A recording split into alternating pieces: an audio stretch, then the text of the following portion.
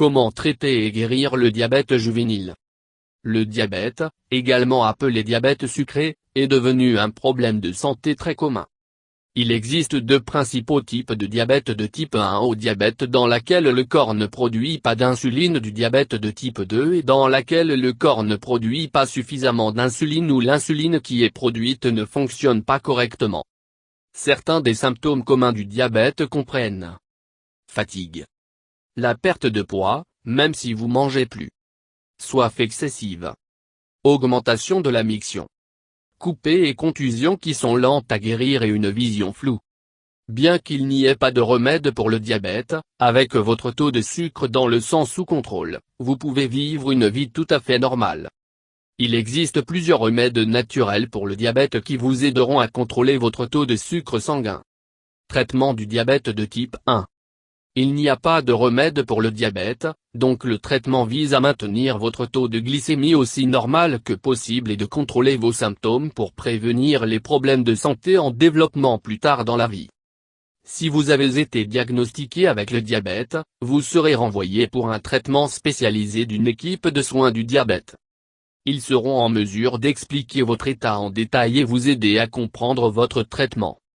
Ils vont aussi surveiller de près votre état afin d'identifier les problèmes de santé qui peuvent survenir. Insulinothérapie. Le diabète de type 1 se produit parce que votre corps ne peut pas produire suffisamment d'insuline. Cela signifie que vous aurez besoin d'un traitement régulier de l'insuline pour maintenir votre taux de glucose normal. L'insuline est disponible en plusieurs préparations différentes, dont chacune fonctionne un peu différemment. Par exemple, certains durent jusqu'à une journée entière, longue durée d'action, certains durent jusqu'à rapidement 8 heures, courte durée d'action, et un peu de travail, mais ne durent pas très longtemps, action rapide. Le traitement est susceptible d'inclure une combinaison de ces différentes préparations d'insuline. Les injections d'insuline. Si vous avez le diabète de type 1, vous aurez probablement besoin d'injections d'insuline. L'insuline doit être injectée, parce que si elle était prise comme une tablette, il se décompose dans l'estomac, comme la nourriture, et serait incapable d'entrer dans la circulation sanguine. Lorsque vous êtes diagnostiqué, votre équipe de soins du diabète va vous aider avec vos injections d'insuline, avant de vous montrer comment et quand le faire vous-même. Ils vont aussi vous montrer comment stocker votre insuline et éliminer vos aiguilles correctement. Les injections d'insuline sont habituellement administrées par un stylo d'injection, qui est également connu comme un stylo à insuline ou de l'auto-injecteur. Cependant, les injections sont parfois données à l'aide d'une seringue. La plupart des gens ont besoin de 2 à 4 injections par jour. Votre médecin ou le diabète infirmière peut également enseigner à un de vos amis proches ou des parents comment injecter l'insuline correctement. Thérapie par pompe à insuline.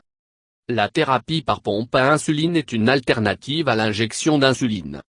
Une pompe à insuline est un petit appareil qui détient l'insuline et est de la taille d'un paquet de cartes à jouer.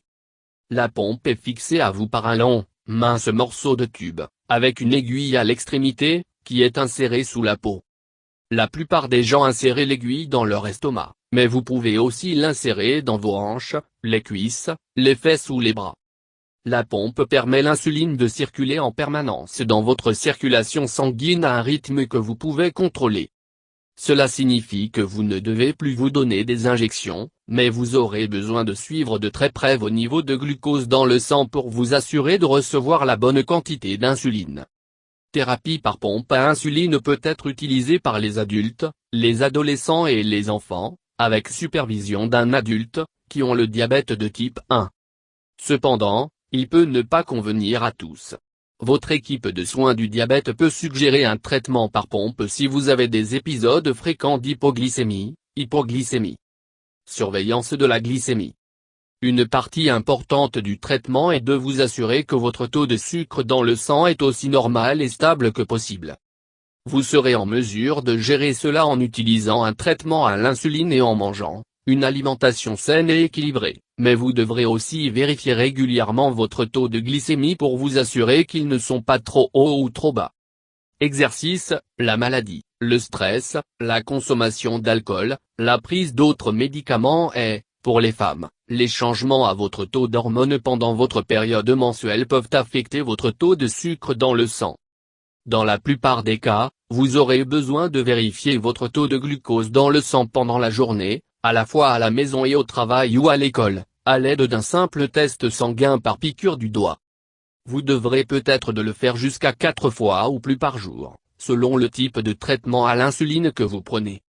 Votre équipe de soins du diabète va vous parler de votre niveau de glucose sanguin idéal. Le niveau de sucre dans le sang normal est 4,0–7,0 mol avant les repas et à moins de 9,0 mol 2 heures après les repas. Mol signifie millimol par litre, et il est un moyen de définir la concentration de glucose dans le sang. Le diabète de type 1 peut entraîner des complications à long terme. Si vous avez la condition, vous avez un risque accru de développer une maladie cardiaque, accident vasculaire cérébral et de maladie rénale. Pour réduire le risque de cela, vous pouvez être conseillé de prendre médicaments antihypertenseurs pour contrôler l'hypertension artérielle. Une statine, telle que la simvastatine, pour réduire le taux de cholestérol élevé. L'aspirine pour prévenir les AVC à faible dose. Enzyme de conversion, IUC, moins si vous avez les premiers signes de la maladie rénale diabétique. La néphropathie diabétique est identifiée par la présence de petites quantités d'une protéine appelée albumine dans l'urine. Il est souvent réversible si elle est traitée à cette eau.